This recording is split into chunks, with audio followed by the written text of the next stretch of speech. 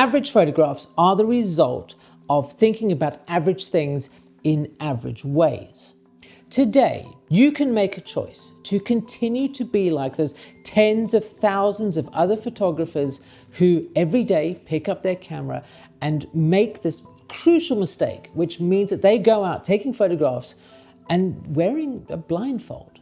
Or you can take up the challenge to take your photographs from the ordinary to the extraordinary. The antidote to these average photographs is to see the world photographically rather than in the normal humdrum way that everybody else sees it. 20 years ago, I was taking a road trip across Karoo in South Africa with a friend of mine. Now, the Karoo is a very flat and just, wide open space of nothingness.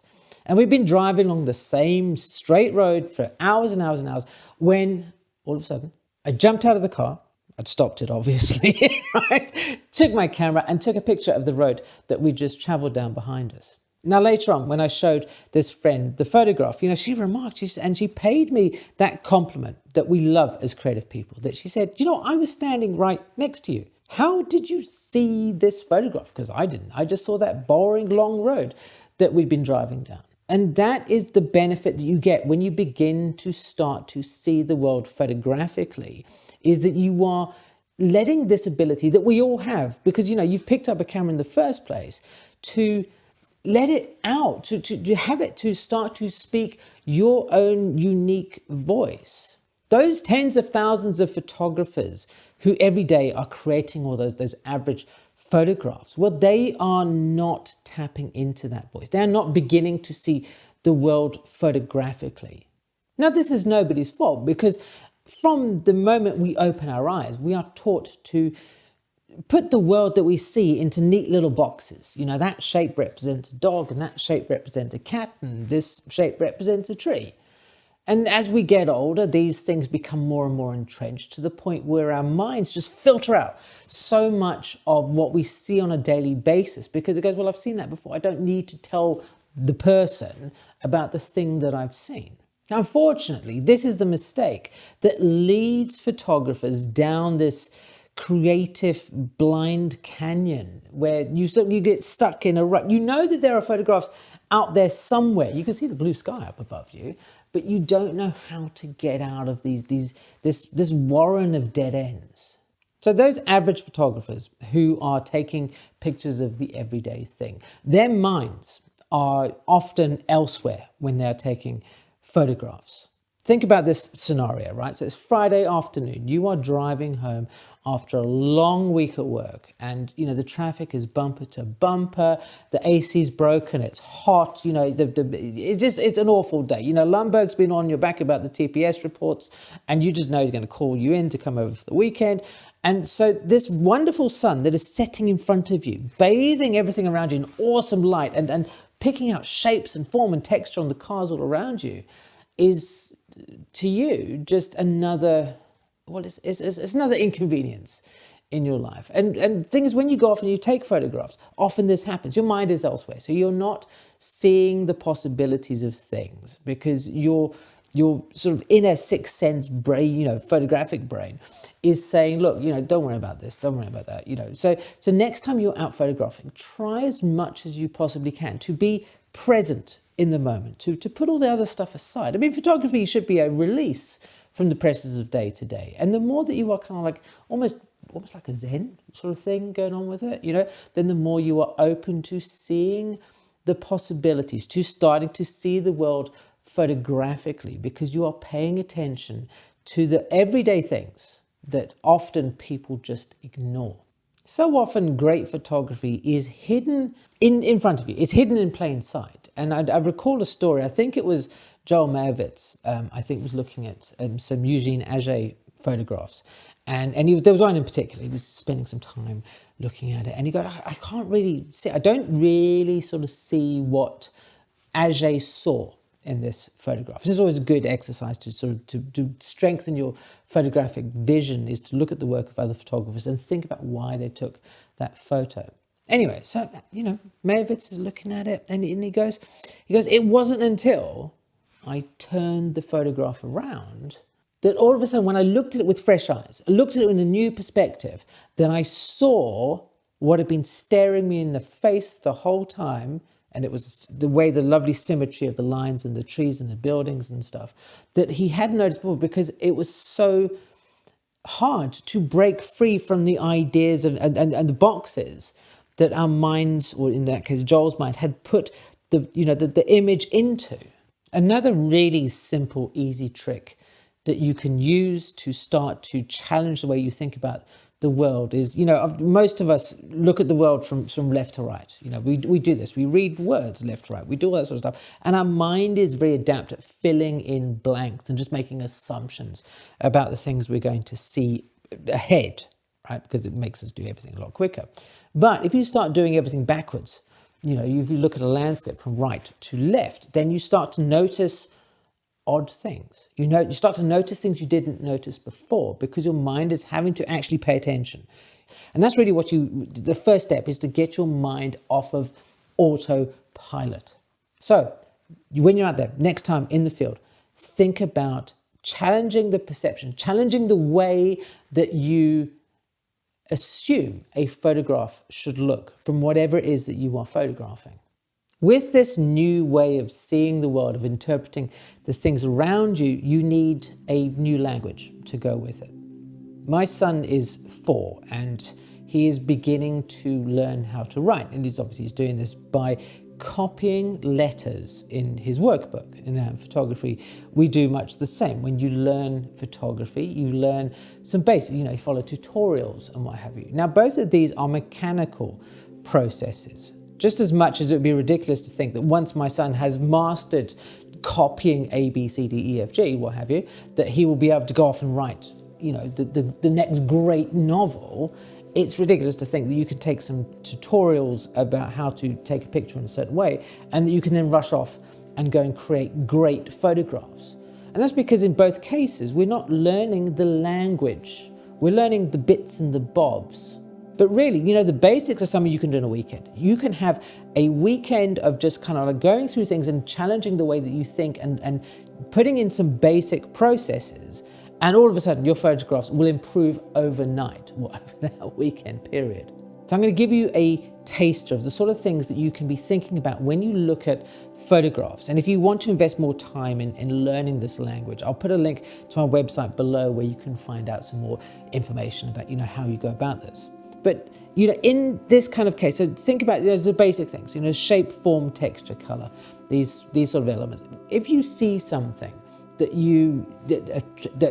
attracts your attention, and that's always a good clue. If something just leaps out at you, there's something about it that is appealing to you on a level you may not be aware of.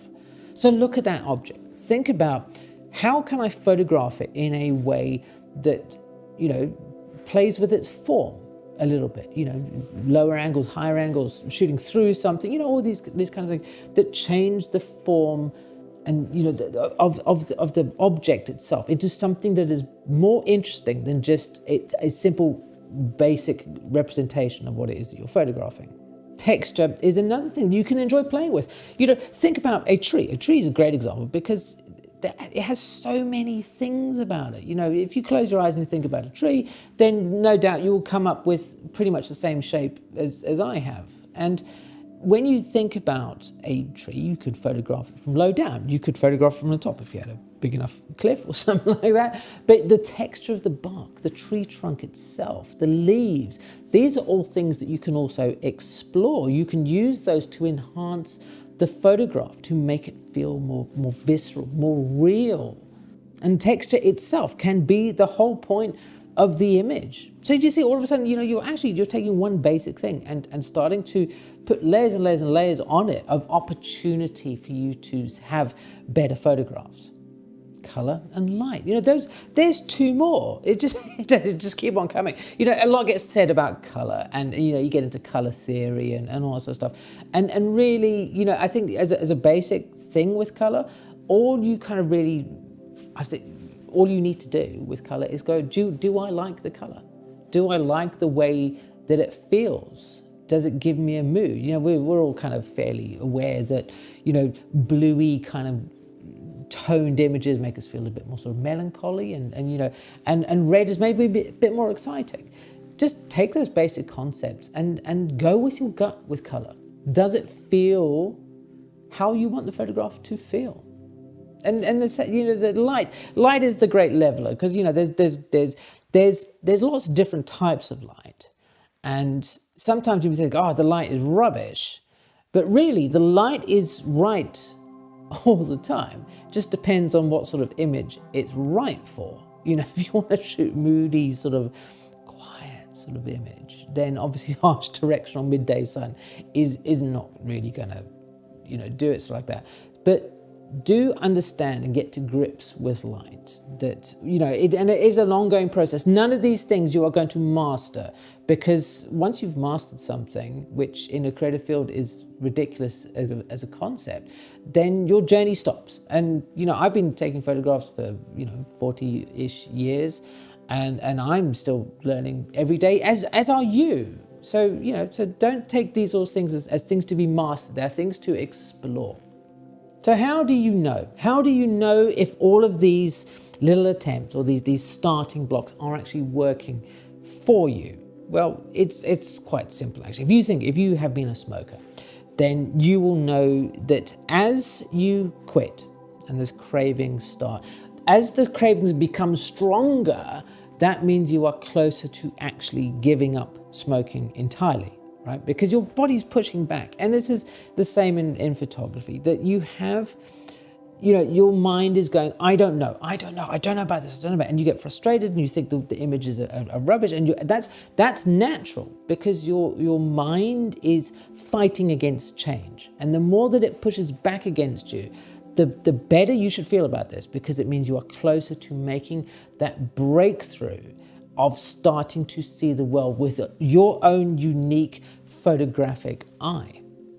It is important at this stage, though, I can't stress this enough, that you do not ask random strangers for feedback about your experiments, your journey, because it's your journey specifically, so who are they to give you advice about whether or not it works? It's up to you. Does it work or not for you?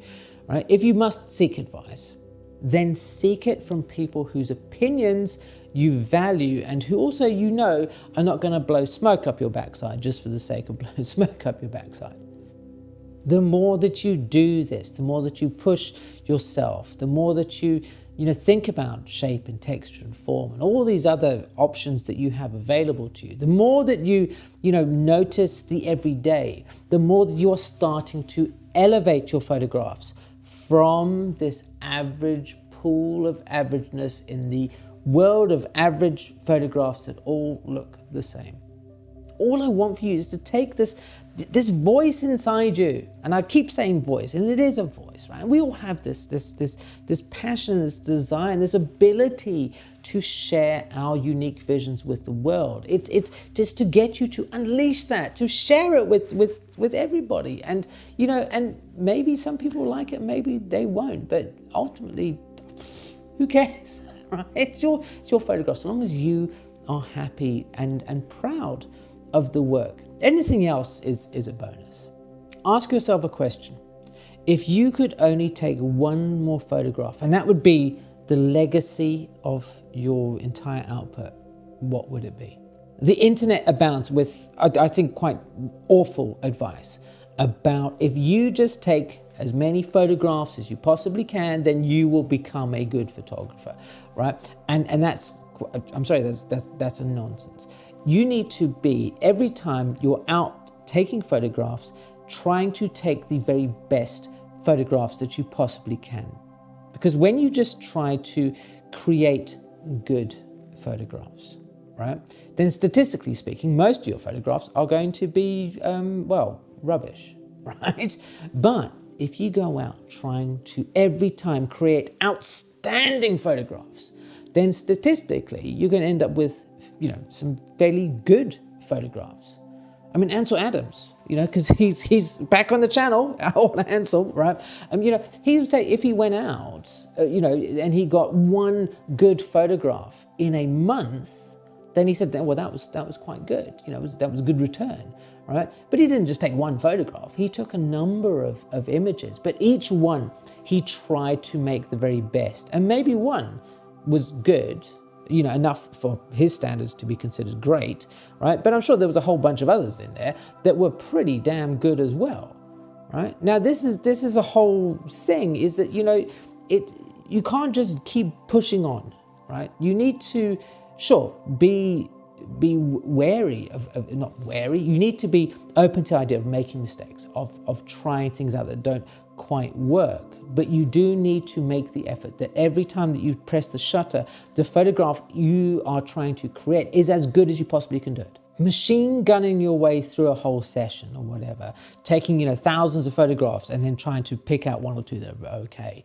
is not going to improve your photographic eye and your vision at all. The average photographer that you have chosen not to be is the photographer who looks at the same work that's being produced over and over and over, like facsimile after facsimile, and doesn't understand why. Why did that photograph originally work so well that it was copied a million times over? You have a gift within you of wanting to see the world in your own unique way and to share that vision with anybody else who is willing to look at it. You are taking the time to invest in yourself to polish that gift.